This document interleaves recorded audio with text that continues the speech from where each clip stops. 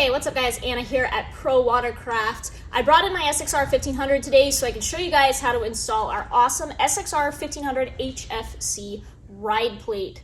If you're anything like me, I started out with stock ride plate and it really wasn't that bad, but the faster I started going, the more comfortable that I got, it started breaking loose on me. And when you break loose on this ski, you're probably gonna go in the water because it's pretty violent and it comes at you pretty fast. So this ride plate is great because it really helps get you the rear grip that you need to keep the back end secure and locked down when you're going through turns. The other thing that I really like about this ride plate is that it makes the turns a lot more fluid.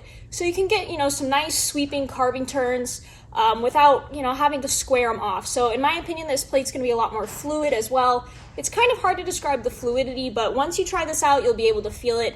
And I personally liked it a lot better than the stock plate. So install on this is really easy. You just need 4 bolts. What else do we need? I want to say it's a 4 millimeter Allen, and we like to put it in with a socket, so socket and a ratchet. So 4 millimeter Allen, a socket and a ratchet, and you should be good to go. Yacht. All right, so we're gonna take this plate off. This is my Pro Watercraft ride plate. I've been running it all year. I raced it with it at the IGSPA World Finals. I love it. So we're gonna take mine off really quick, and then we're just gonna reinstall it because I'm not getting rid of this plate.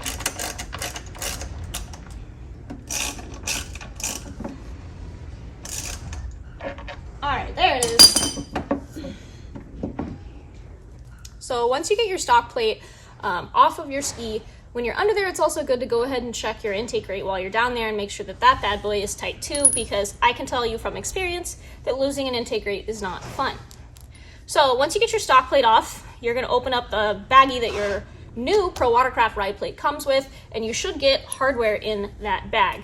It's important to note that with your new ride plate, you're gonna have 2 bolts that are really long, and then you're gonna have 2 bolts that are kind of the normal Kawasaki ride plate size. So when you do that, these really long bolts are gonna go in the holes that are closest to the intake rate, so they're gonna go up front, and then the shorter ones are gonna go in the back. Generally, we recommend, just for good measure, a little bit of red Loctite on those bolts, especially if you plan on riding for long periods of time or without checking your ride plate regularly. All right, so like I said earlier, you're gonna use the 4 millimeter. I like to put it on a ratchet just to make my life easier. And it's really important to note that when you put the ride plates on, the bolts should thread in really easy. If you feel any resistance, you want to back it out and be careful because you might be cross-threading the bolts. It's also important to kind of put a little bit of pressure up on the ride plate so you're not pulling down on the bolts when you go to install them. So we're going to get underneath here, and we're going to put our Pro Watercraft ride plate in. Yeah. Wrap. You want the ride plate butted up against the intake if you can. And then you'll want to just hand thread those bolts in to start. So you'll hand thread them all in there, just enough to get the bolts in there. All right, I'm gonna bring you guys down here so you can see. It's pretty tight angle down here.